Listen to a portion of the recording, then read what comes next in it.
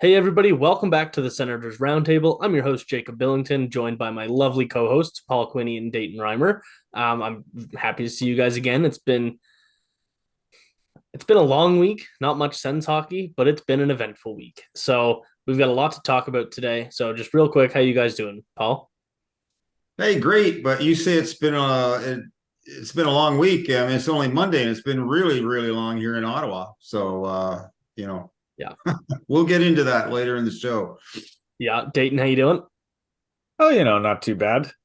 Just was, taking a recoup day today, Good. um, which explains some of the messy hair. I didn't. Looks fantastic. It's all good. Thank you. I Um, appreciate the lovely comment. Absolutely. I will just give a quick shout out to Jacob Strozik, who I do the Fantasy Forecheck podcast with. Last week, he usually starts off with like a nice compliment or something. He had quite the pause, and it was a little offensive. So I like to make sure I'm ready to go when I'm introducing you guys. That is um, fair. You are also lovely. You're the lovely main host here. Thank you. I appreciate it. And just playing around with Jacob, he's fantastic. But yeah, it's been quite the week in Ottawa. DJ Smith is still employed, and the Ottawa Senators were all kicked out of the game last night. So it's there's so much to talk about. So let's just kind of get right into the Florida game. I mean, we could highlight over the Islanders game, but there's not really much to talk about. It was just a terrible effort. The Islanders were down two defensemen. What was it? 5 minutes into the game, so they only had four for the rest of the game. It was pathetic, and Ottawa needs to take advantage of a situation like that. But yeah, the big news comes out of the Florida game. So Ottawa taking on the Florida Panthers, who are a much better team than the Ottawa Senators. Right? I'm gonna just come out and say that right away. Florida is a better team, and Yeah. it should win that game. But Ottawa put up a stinker. So I just have a couple notes here just to kind of highlight the whole game. First of all, the rivalry is developing, and I love it. I am looking forward to every single time that the two Kachuk brothers play each other, Ottawa and Florida. If we ever see a playoff series between them, it is going to be a bloodbath, and I'm so here for it. But I don't like talking about the playoffs because right now we're talking about Macklin Celebrini, right? So the rivalry is developing. They had 167 penalty minutes last night, which tops last year's highest game in the whole season, which was 166. And can anybody guess who that game was between? Well, Ottawa and Florida. on Florida, yeah. I was Yeah. trying to think if it was a trick question or It was not. not a trick question. So they topped their last year's highest total, which is fun to see, like just in general, but you don't want to see that. Like, I've never seen a ref go up and say everybody on the ice is kicked out of the game. Like that was quite funny to see. But yeah, it was not great. So there was that. Ottawa had 6 shots halfway through the game. That gets lost in a lot of the all the penalty stuff. The Panthers were 3 for 3 on their first 3 goals on the power play. That was terrible, and we might highlight on how they got two of those power play goals, but or sorry, one of those power play goals, I guess. Corpusalo was hung out to dry. Obviously, he was showing some frustration behind the net when he left the puck. Sportsnet's been sharing that clip all over the place.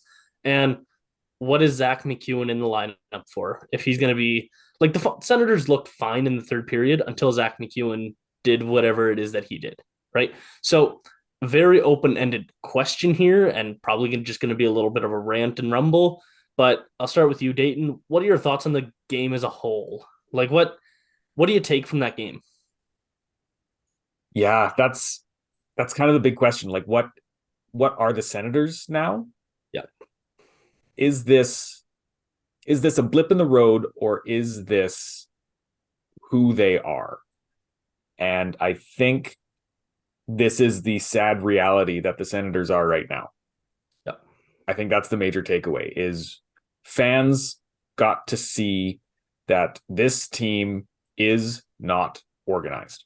yeah, We've seen that Stützle has the potential to hit 100 points. We've seen Kachuk can hit 30, 40 goals easy. yeah, Josh Norris, he's a 35 goal scorer. yeah, Drake Batherson, he is an 80-point guy. These are top offensive weapons. And you finish a period and a half with 6 shots. That's disorganization. That's not somebody calling the shots. That's a bunch of kids out there playing chase the puck. You have amazing defensemen in Jacob Chikrin and Jake Sanderson, and capable NHLers in Travis Hamonic and Eric Brandstrom. I know. I'm going to stop you right there and say I disagree. I do not think Travis Hamonic or Jacob Bernard Docker belong in the NHL right now. I did see the tweet. Yes. In the past, they have looked much better. Yes. Last game was not anyone's best showing. You barely had an AHL team out there. And I'm speaking for everybody. Yeah. But you have guys who are capable, and yet Korpisalo is getting shelled, and he has to slam his stick on the ice to get someone to come pick up the puck before a Panther does. Yeah. That is disorganization. This is a team that doesn't have an identity, that doesn't have a set goal, and they need to figure that out. And I don't think that's going to happen in this current setup. Yeah. 2018, 2019, 2020, the whole vibe around this team, the identity was, we suck, but we're going to be a pain in your butt to play against, right? Now, they have so much talent, but they're so easy to play against. There's no structure. There's no defensive structure. Nobody's like, sure, you got McEwen and Brady Tkachuk who are going to stick up for the teammates and whatever and aren't afraid to drop the gloves. Sure, that might make you hard to play against just because you got some tough guys, but this team is not hard to play against anymore. They're not a tough opponent, right? They just get steamrolled over and over again. Now, maybe it's not that bad on the score sheet all the time, but if you just watch the games, they are terrible and they don't have an identity, and that's the biggest problem right now. Paul, what do you want to add? Well, I mean, I didn't think it was possible, but they actually lost the warm up last night. They were god awful. They just didn't show up, and to make things worse, they allowed themselves to be pushed around and humiliated. They didn't show any pushback at all. I don't have any explanation for it, but I don't think they have any explanation for it. And I was struck listening to the post-game comments. They were banal. They were vacuous. Giroux, if I can quote him, "I want to win hockey games," says Claude. A lot of things happen Monday night, yes. And it's frustrating because we know we can be better and we definitely need to figure it out. Claude, you would have been better off to keep your mouth shut. It went from bad that one, so worse when DJ said we weren't ready to play. That's on me. There are no excuses. Who says that?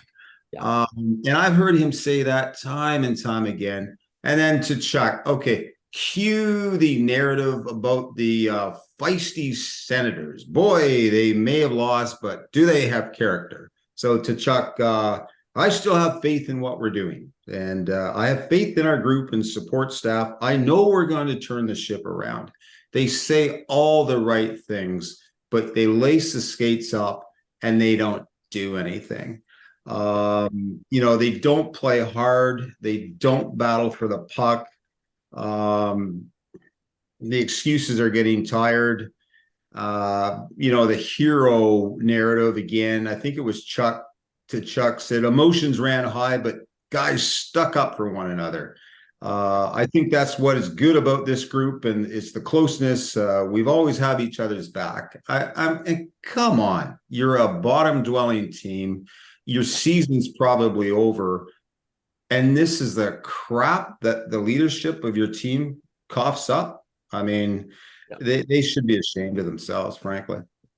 Yeah, and it's like we hear the same things over and over and over again. And now we look at like what DJ Smith said. I'm going to go back to the first point that you made. They weren't ready to play. That's on me. Well, why weren't they ready to play, DJ? So I have a couple questions about that. A, why have you said that 7 times this year? Probably. Like I haven't gone back to count, but they're 8 and 9 right now. I believe that's the record. And the majority of those losses, DJ Smith has said that in the post-game press conference. We weren't ready to go. We weren't getting the bounces. Like, come up with a real excuse. Tell us why the team was not ready to go. Second point, you got 83.2 million dollars right now in your NHL lineup. Why the hell aren't these guys ready to go? These are Yeah. NHL players, right? Imagine you show up to work every day. You work at the grocery store, Sobeys, let's say. You show up without that nice green apron every day. Sorry, I wasn't ready for my shift. Is that your boss's fault? Is that Yeah. your boss's fault that you're not showing up with your uniform on? Right? Like, these guys have to be accountable to themselves too. Like, this is another example of DJ Smith not holding them accountable and saying, why aren't you guys ready to go? Right. And I know DJ, a lot of players like DJ because he will take the bullet. He will say, that's on me. That's my fault. Whatever. Great.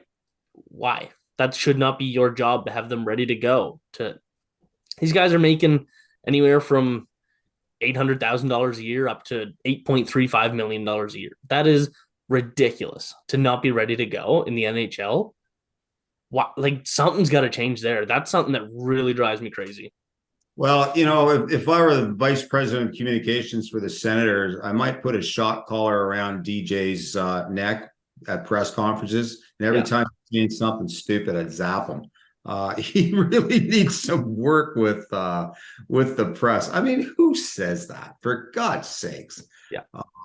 You're not leaving management with many options. I mean, you're not even defending yourself. Yeah. But Dayton, anything you wanted to add to that? No, you guys have covered it pretty well. Words were not minced. Yeah. Yeah, just on McEwen, Jacob, because you mentioned him. So he went bananas, skates across the ice, throws an elbow at Tkachuk, and then jumps him. It was a mugging. Look, your role as a tough guy. You're a character. You're a role player. It probably was in order. You could make the case that the Senators need to show some pushback, but mugging a guy from behind is not the way to do that. I mean, come on, hey, challenge them fair and square and send a message. I doubt Tkachuk would have fought him, but for God's sakes, McEwen, you're a tough guy. Find somebody who will fight you. Yeah. It didn't send any message at all. It made them, well, just childish, really. The sooner he goes down to Belleville, I think probably the better. Yeah. I had a tweet that I'm going to reference that I put out a year ago. I was looking for it there. If you saw me kind of looking down at my phone here, November 8th, 2022. We're about halfway through a game, probably just the start of the third period, I bet. And so I tweeted out in quotation marks, we ran into a hot goalie. We had lots of energy, but had some trouble finishing. A few guys played really good games tonight. We have to keep doing what we're doing, and we will be fine. DJ Smith in about probably 28 minutes, right? So he has the same thing all the time. So no, those aren't the things that he said, but he is so predictable with every press conference. He doesn't say anything. He says a lot of words, but he doesn't give any accountability. He doesn't do it. It's always, we ran into a hot goalie. We did not get the bounces, and we weren't ready to go. Right. And he says we do all these little things right. Those moral victories that we keep coming back to, those don't count anymore. Like, you need a real reason. And sure, you're not going to blast your team in the media after every game, but maybe that's what this team needs right now, is a real wake up call. I said it before and I'll say it again. I think that this team needs somebody that they don't like. Right. And so I understand that you have to like your coach. You have to have a good relationship with them, but you can't be your best friend. Right. And so it doesn't have to be somebody they hate, but somebody that can be a little bit mean, right? Send them to the doghouse for a day. Well, somebody that they'll respect. And, DJs, I agree with you. I have the impression he's like everybody's mommy, but, mommies don't hold anybody accountable. And then the other thing, his style in press conferences, I've seen coaches that are furious after a match. They get a question. They don't say much, if anything at all. There's a steely-eyed stare at the journalist who dared ask the question. And you know what? That probably says more than what DJ says with these vacuous comments he comes out with. Yep. Yeah. I think probably the fans would appreciate somebody getting upset. I mean, it didn't look like any of these guys were mad. Yeah. And I will add in, like, I'm going to go back to the offside play. So from the angles that I've seen, that was 100% offside. And now I get it. It's the whole, does he have possession thing? Same as we saw with like Cale Makar last year, I believe. But in that situation, there's a photo going on. You can see it on the toe of his stick. Tkachuk was still offside. I know that it can be tough. And like with the Makar one, there was a huge argument about it. I don't think that this one there should be an argument about. Now, regardless of whether there's an argument about it, it was that close and the call was made. DJ Smith just sat there chewing his gum. Could you imagine if that call was on Florida, what Paul Maurice would have done? Like how wild he would have gone behind the Panthers bench? Like you just look at this and you need to see that kind of emotion. We all know that DJ Smith chews his gum very aggressively and he yells a lot at everything that he's saying. It sounds like he's yelling. But you just need to see more emotion in times like that. Yeah, I mean, I think Ottawa Senators fans want to see that emotion. They want to see that somebody cares. From what I saw last night, you might have had two guys that cared. One was Tkachuk, and I think Stützle cared. The rest of them, yeah. I would throw Joseph in there too, because he kept, even after everybody got ejected, he went in for the extra shots and whatnot. And a very run of the mill scrum, and he gets the misconduct too. The refs just weren't having it at the end of the game. But yeah. I don't know where to go from here. Neither do they. I mean, right. I think there's a very clear path forward. Yes, I think so too. And again, like I'm never sitting here cheering for a guy to lose his job right now. And this is actually going to transition us very well into the next kind of conversation piece here. I'm never cheering for a guy to lose his job. Good for DJ Smith keeping his job as long as he has, but the time is nigh, shall I say? He's not going to take the Senators anywhere. And again, I'm going to keep referencing it. When Simmer was on, he said DJ Smith's not going to be the guy that'll win you games in the playoffs, even if he gets you there, right? So, how has DJ gotten this far, like even into this season, right? So Thomas Chabot and Ridley Gregg. Do either of you think that they changed the outcome of last night? I don't think they changed the outcome, but maybe they make it a little less painful. Right. So inserting those two into the lineup doesn't fix this team, right? So it's not the injuries. We can cross that off the list. We look at the guys that were just fired, Dean Evison and Jay Woodcroft. Look at their win percentage, and then look at DJ Smith's. Sure, DJ Smith had to go through a dreadful rebuild, and so that number is going to be skewed a little bit rather than coming into a good team. But it's not even close. They're at like 640 and 670 or something win percentage, and DJ Smith's at a 469. That's terrible. It's just there's no system with the Ottawa Senators. There's no communication. And again, that's on display with both goaltenders now. Anton Forsberg didn't know that he was getting pulled, and that was so bad. Corpusalo doesn't know who's coming to pick up his puck. Like that's easy stuff. That's like they're two very different situations, but that's easy stuff to communicate. Okay, defenseman, go get the puck when it's behind your net. Okay, Anton, sorry, we're going to throw Jonas in for the next period. Wow, that was a really easy conversation to have there. Like, there's just no communication. There's no system on the defense. It's getting bad. So the Canadian Tire Center breaks out with another fire DJ chant. This has been going on for almost a month now, almost all of November. Dreaded November in Ottawa. Here it comes again. Sorry to keep ranting, but how can he keep using these excuses and all this stuff? Like, if you're Michael Anlauer and Steve Stais, I mean, it's not my $950 million, so I'm not going to tell him what to do with it, but how do you keep this guy behind the bench? Dayton? I think the easy answer is that he's not going to be behind the bench, but he will probably finish the season or at least make it until the next GM. I saw a tweet by Laleem's Martian saying that you can't really fire a coach without a GM because the GM wants to bring in their own guys. That's why DJ Smith currently has a job, in my opinion. There is no GM. Steve Staios is the interim, and he's looking for the new guy.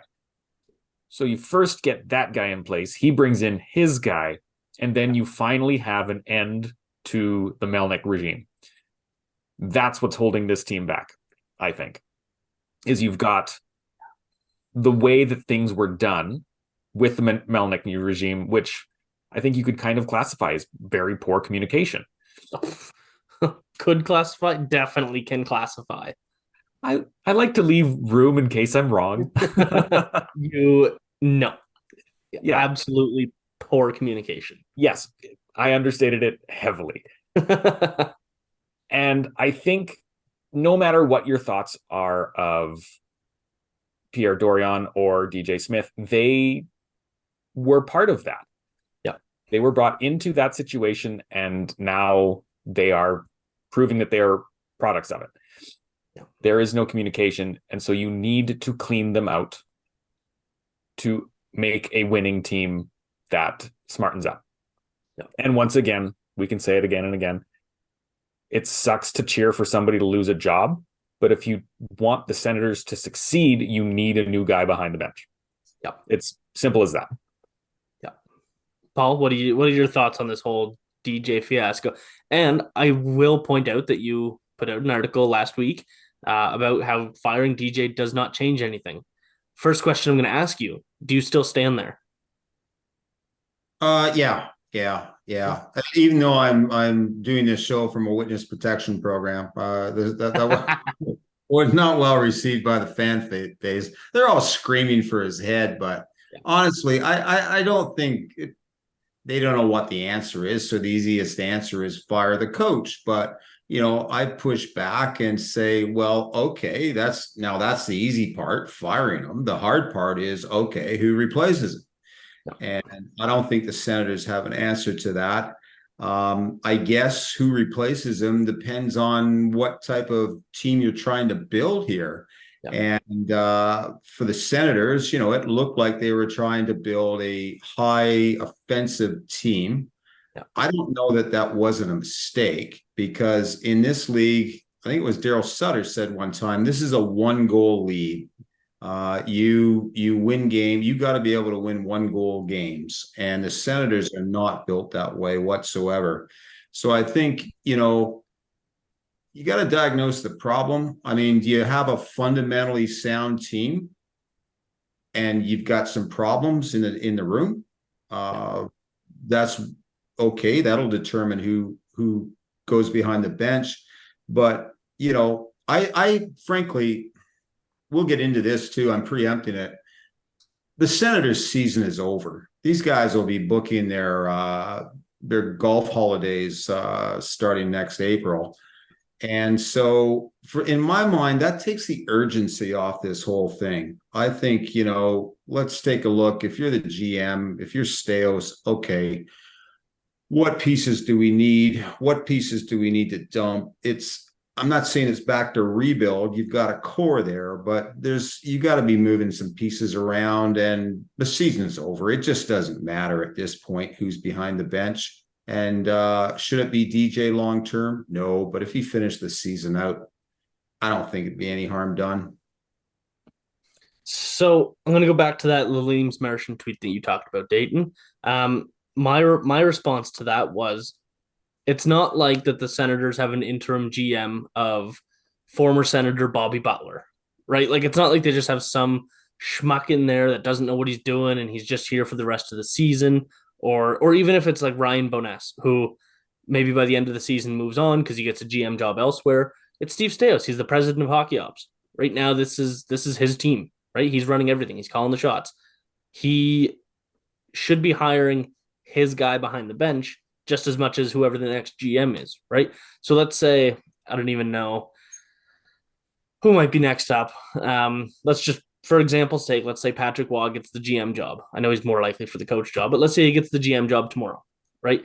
Do you think that it's going to be Patrick Waugh's guy behind the bench or Steve Staios's, or somebody they can both agree on, right? So probably going to be someone they can both agree on, which is fine. But Steve Staios has the final call on that. I mean, sure, it goes up to the board of directors and Michael Andlauer, but it's Steve Staios' team, right? And so right now he's interim GM. There's nobody that can come to him with those decisions or that he can work with right now. Now, I will hear the argument that this is only his second year at the pro level and he has some learning to do. And maybe it is a bit early to be president of hockey ops, but the two-headed monster that Michael Andlauer has referenced multiple times is something that's awesome. And I have more than enough confidence in Staios to be part of that. It would be nice to have somebody with some more experience alongside him. But right now, I'm trusting Staios to make that decision and bring in whatever coach he deems fit. Yeah, no, I think you hit the nail on the head there. It just seems like this team has a real formula that they're trying. They're very method driven. And they want to get that GM in first. Otherwise, I think Smith is gone. There's no reason to keep him in because the team is not performing underneath him. And yes, it is the easy fix, but like we saw in Edmonton and like we saw in Minnesota, sometimes that needs to happen. Yeah. And even if it is an easy fix, it is at least a step in the right direction. I think Staios is more than clear that let me try that again. Can't speak. He more than knows that Smith can't be the coach. The results are not there. And that's what they said at the beginning of the season is it's all going to be results based. If you perform, great. If you don't, then you're gone. He hasn't performed, so he will be gone. So why isn't he gone yet? Something has to happen first. And I think that's it's kind of proof in the pudding. The reason he's not gone is they're looking for a GM before they get that done. Right. So I don't know what it's. And so I look at the Minnesota and Edmonton firings of Jay Woodcroft and Dean Evison. Those are really good teams that are looking for the results. So is Ottawa. Maybe they're not at the same level that Edmonton was expected to be. I don't think you can convince me that coming into the season that they were a worse team than Minnesota or should have the same expectations as Minnesota, right? And that's saying something because they got $15 extra million against the cap. It's a situation that I don't know what you do to solve because you're both right. There's plenty of pros and cons for firing and keeping him, and it's a decision that just has to be made and stick with your decision. And right now, it looks like they're sticking with the decision of sticking with DJ Smith, right? And so I mean, the only good thing I'll say about the Minnesota hiring of John Hines is that now Ottawa can't hire him. I'm just happy about that. But yeah, I don't know. You look at both teams, and I don't think coaching was the issue on either team, on Minnesota or Edmonton. You cannot tell me that Jay Woodcroft was not a good coach for Edmonton right now. And then right now, like, I wouldn't say Dean Evison was the problem either. Like, yeah, I know they lost, what was it? They lose like 9 in a row, like an 0-7-2 record. And I still don't think he was the issue, but they had to make a change to go in the right direction, right? Ottawa's in the same boat right now. They just need to make a change for the sake of making a change. And I know I'm usually against something like that, but in a situation like this, that's what makes the most sense. So I'll push back on you a bit there, Jacob. But in that article I wrote, took a look at the stats, and in most cases, a mid-season or in-season change in coaching really doesn't move the needle. Now, you can point to exceptions. The first thing you'll point to would be, well, look at Berube when he went to St. Louis. They went from a last-place team and won the Stanley Cup. Yeah. But in those situations, and they're few and far between, it's usually some other factors that have come into play. And, how much of that was Berube's brilliance behind the bench, and how much of it was due to, a young goaltender called, I was going to say Jacob Billington, but close. Binnington. So it's not a magic solution. And when I look at it, does anybody really think that the coach makes all the difference? At the end of the day, it's the players that make the difference. If it were just a matter of coaching, the coach would be the most important guy in the organization and probably the best paid. So fire DJ, sure, go ahead. It won't make any difference this year. And I just take my time, figure out what it is you're trying to accomplish in constructing this team. I don't think they're really sure. The other thing I would push on back before I shut up is I don't know that the Senators are as talented as everybody tells me they are. There's a lot of hype. Look at the defense. I was told, the defense is elite level. Those guys couldn't play in my beer league hockey league. They're awful. And then I look at the so-called top guns. I took a look just for fun today at the various categories: goals, assists, points, and there is no Senator anywhere on that list. You've got Tim Stützle, who's number 15 in terms of assists. And I think you've got Joseph, who's number 20 in plus minus. Those are the only two on the hit parade in any of the stats. So, question to ask is, are they as good as everybody seems to think they are? I think they can be. Tarasenko having no goals in his last 10 games doesn't help, right? And Shabbat being gone for the last month doesn't help. But these are just excuses. You got to have a team that can fight through that, right? And so that's where I go with the roster is talented enough. They just don't have the right motivations right now. That's my assessment. Yeah. We're going to take a quick break here, and we will be right back to kind of talk about what the future behind the bench might look like. All right, and before we get to all that stuff, we're going to talk about the Ottawa Senators Substack hosted by the Hockey Writers. So we have our own Substack, and we're giving out premium content as well as free content. So if you're subscribed for the free content, we give you all the latest articles twice a week from the Hockey Writers in the Ottawa Senators categories.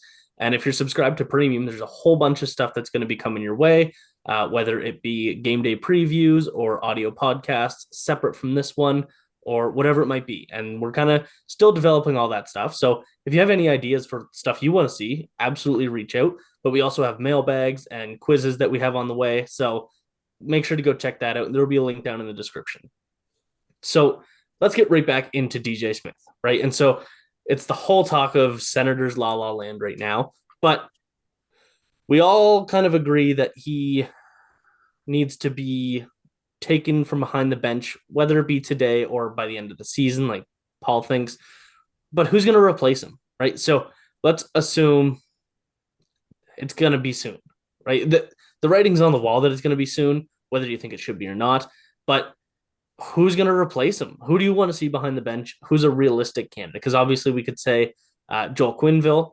He's not coming back in the league, especially after the Mike Babcock situation. He kind of ruined the second chances amongst coaches. So I don't think we ever see Q back in the NHL, but realistic. So people that have been thrown around is Patrick Waugh, Claude Julien. We might even see, do we see Alfredson behind the bench for the rest of the year? They did pretty good with him back there.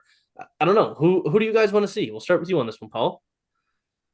Well, Alfredson does come up quite a bit, and he's loved in Ottawa, Alfredson. So what I point out is, fine, you're going to put him behind the bench. Eventually, you're going to hate him, and they're going to have to fire him, right? Do you really want that to happen to poor Elfie? I don't know that he wants to do that. I'm not sure he's got the credentials to get behind a bench. I'm skeptical about former players, because if you look at it, they haven't had that much success in coaching teams. Some of the most successful coaches in the history of the NHL never played a game in the league, and I'm thinking here of guys like Scotty Bowman and Pat Burns and John Cooper. So I don't give any credence to the idea that former players make great coaches. The statistics show that they don't. You don't think Wayne Gretzky was the best coach in Coyotes history? Well, thank you. There you go. And what a flop as a coach of Team Canada, man. Roy, I don't know. Claude Julien, I guess, but I'd first need to figure out if I were the general manager is okay, what are we trying to construct here? Because that'll determine the kind of coach that I put behind the bench. And what the problem is, if it's just motivation, then I guess I hire a Vince Lombardi style coach. You guys are too young to get that reference, probably. I'm dating myself. Yes, absolutely. No, I do get the reference, but Dayton, who do you kind of have on your radar? Yeah, I think Julien would be an all right option. He's like, I think he brings what the Senators need, which is an experienced winner. Yep. He has the knowledge and just the years of fielding a team that knows how to win and knows how to score. Yep. Patrick Waugh also, he won the Jack Adams when in his first year with Colorado. Yep. And he is a passionate person and would definitely bring some of that. I think those guys are good options. I would throw two more names into the ring that I haven't seen talked about. Gerard Gallant is a guy I have not seen talked about, but he is currently without a job and he's a pretty solid coach. He gets the most out of his teams when he's behind the bench. And another guy who doesn't have that experience, but I think would be very interesting is Marco Sturm.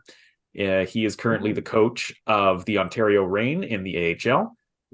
Kind of handpicked by the current Kings management to be an up-and-coming young coach.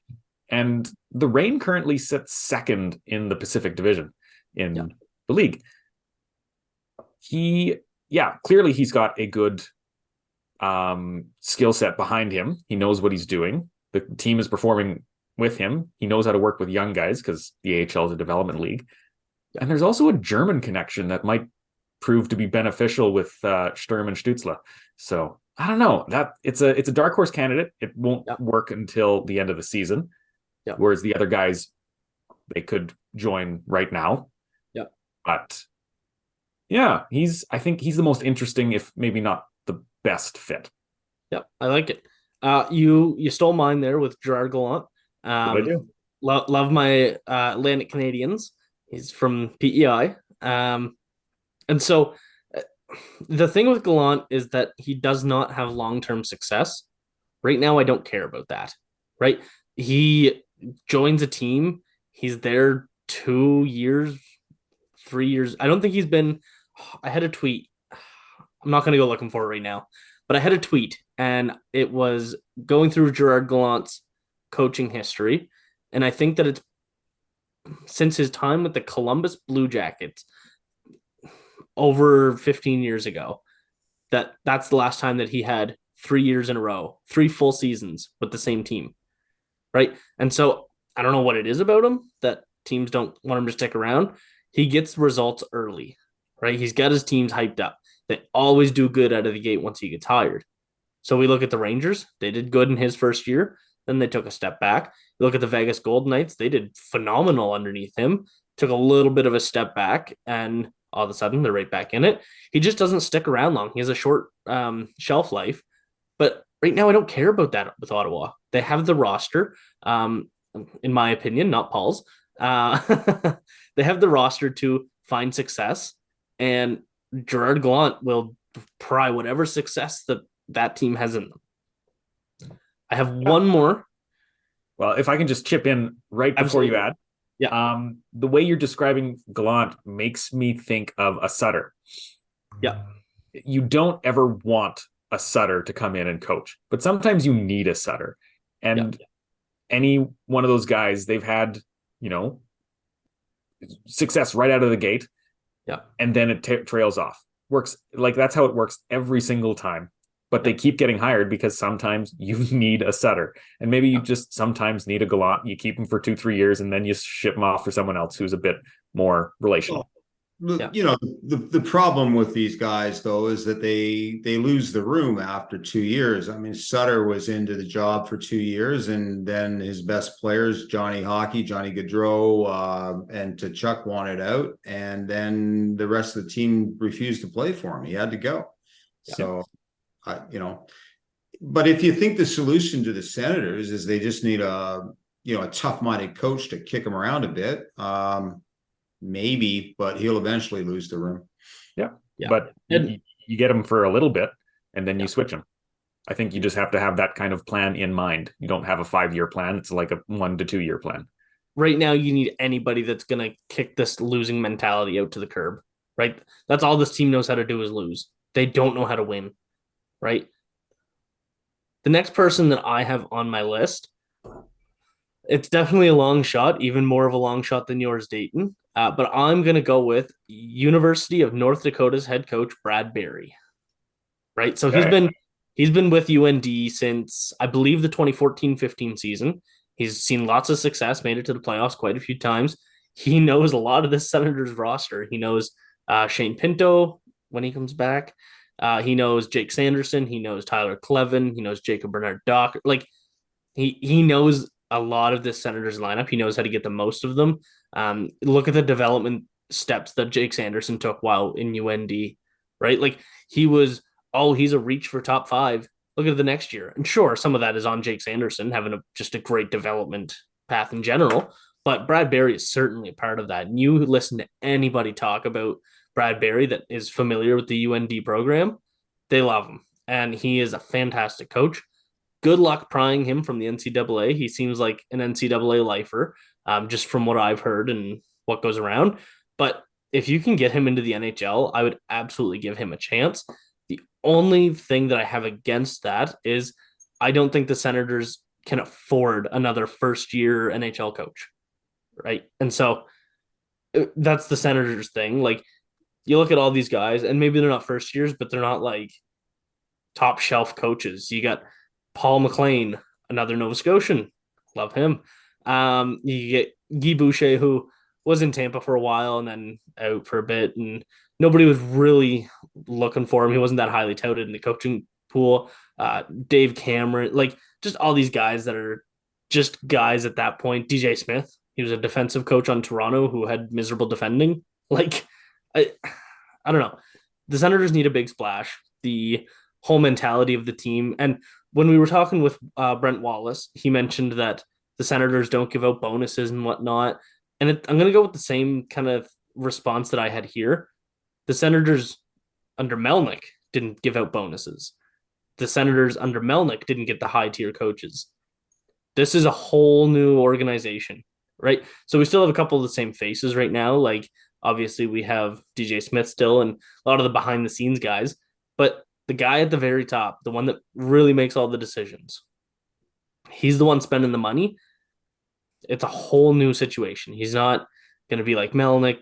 It didn't take long for Melnyk to kind of start showing those trends. So we'll have to wait and see with Andlauer. But as of right now, it's a different team, right? Yeah, I think Andlauer has shown so far that he is willing to spend to make a successful team. Yeah.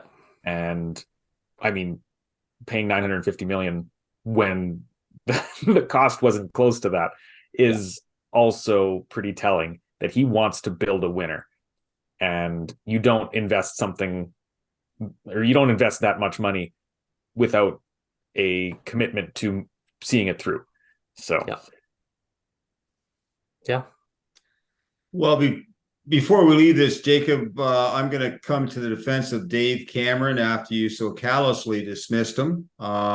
People may not know this, but he was of 4 in-season coaching changes that the Sens have done since the start of the salary cap era in 2005, 2006. Dave Cameron achieved the highest improvement, the best improvement in points percentage. So there you go. And he's right in town coaching the Ottawa 67s.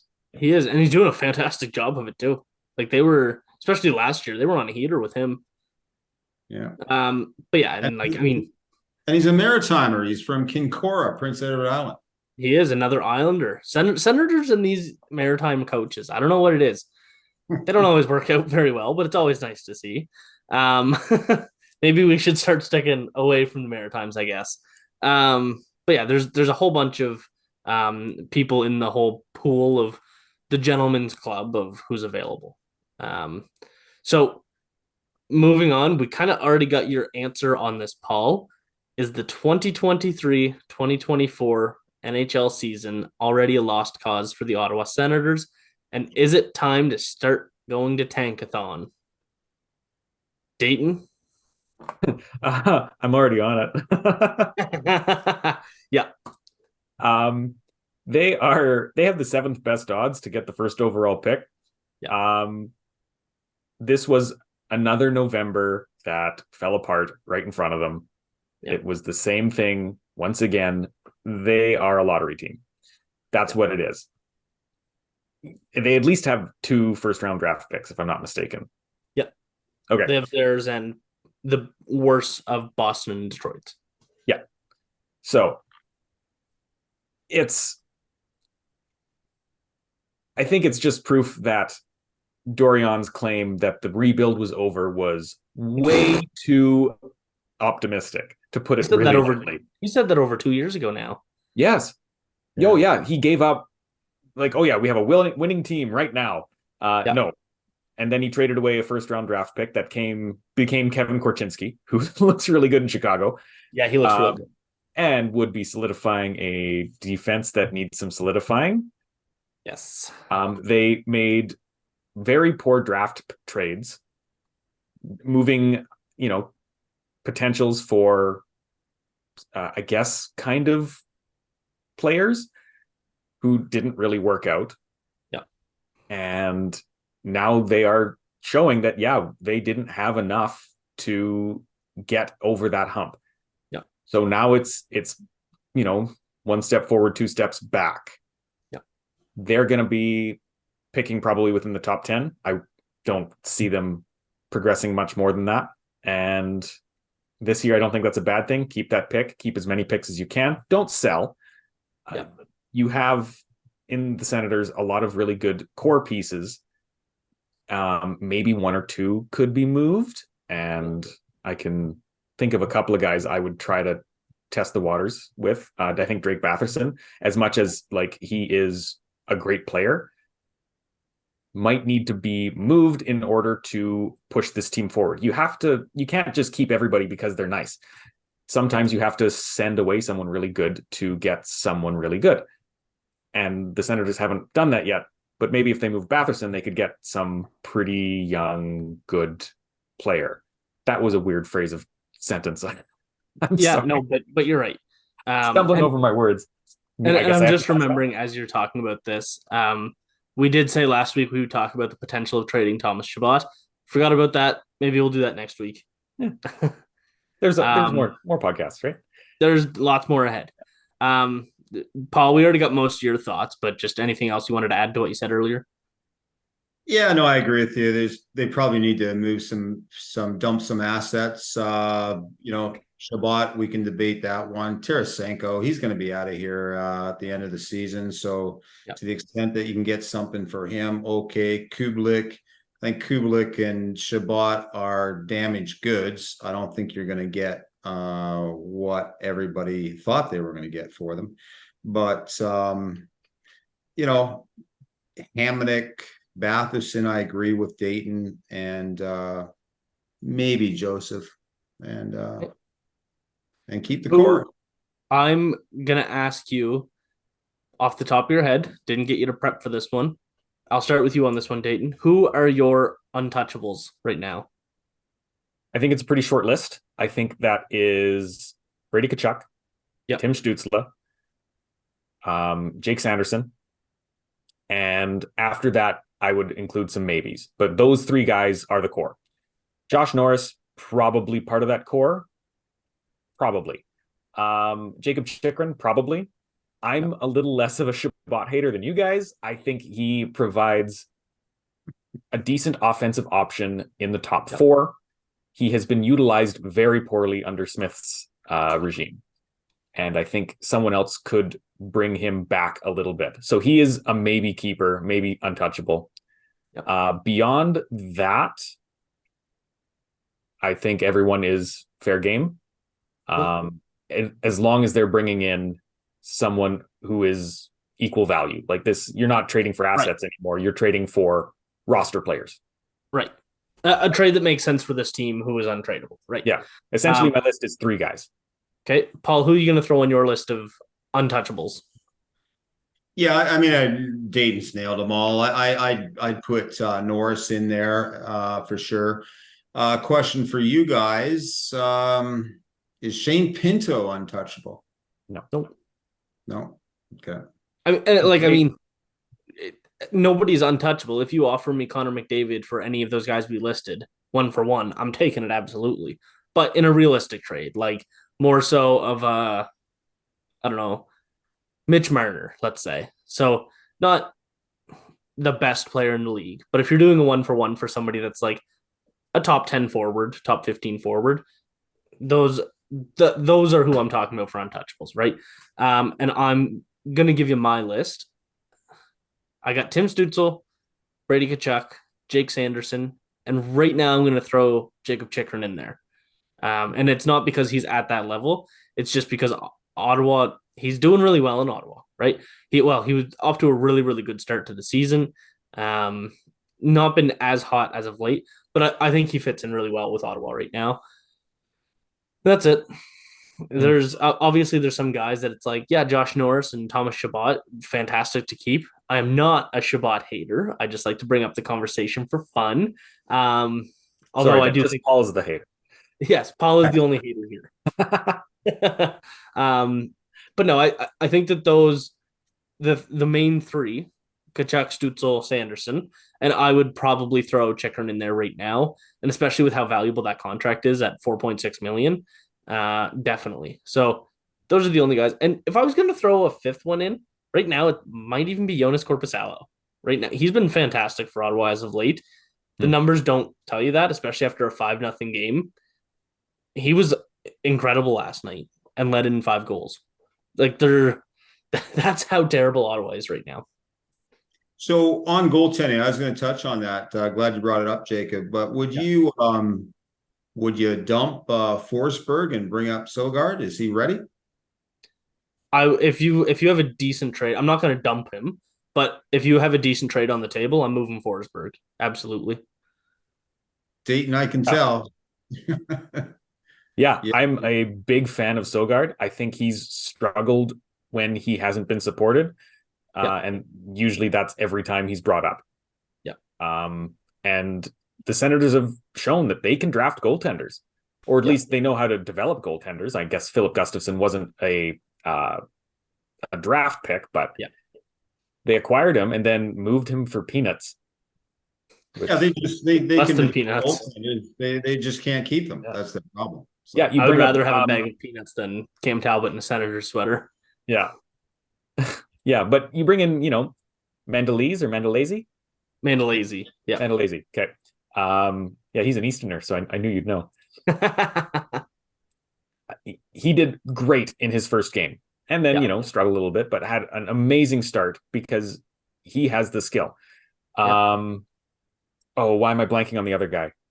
There's Sogard, Mendeleze, and sorry, Levi Merilainen. Merilainen, yes, the nobody who came out of Finland and after setting an amazing start in the NHL, puts up an amazing start in the AHL. That's a guy to watch. So if I'm the Senators, I'm treating the current 2 goalies, and like Korpisalo has been great, and he signed a little long, but I'm treating them as fillers.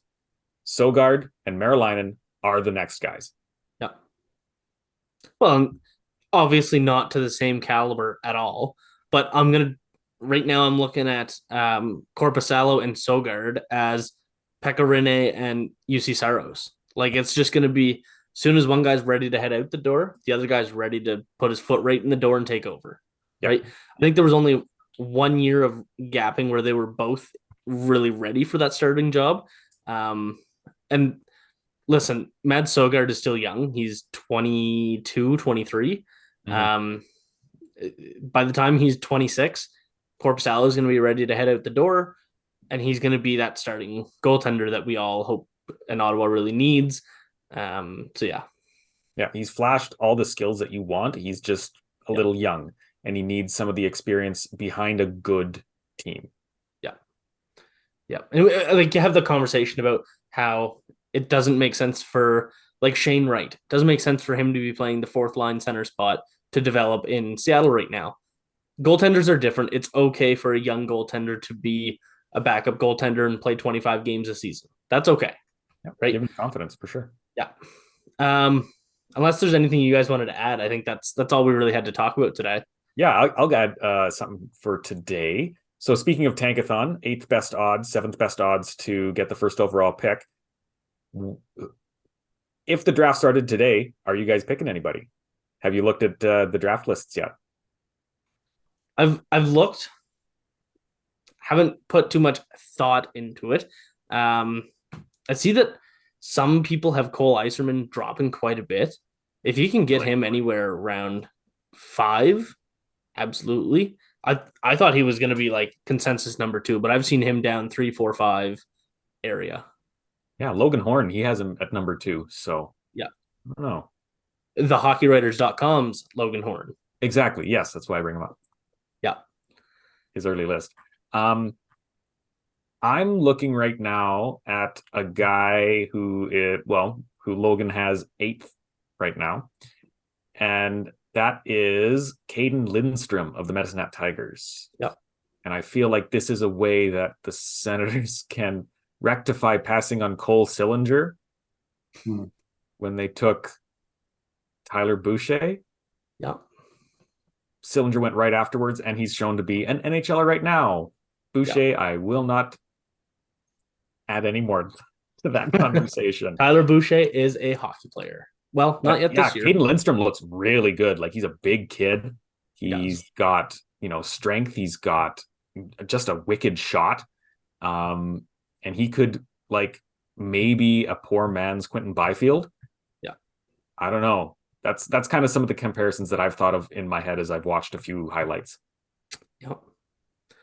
I'm not excited to talk about prospects, but I'm excited to talk about prospects. I really like the draft. Prospects. I'm usually right about now starting. Well, history shows that right about now is the time to get into looking at the prospects.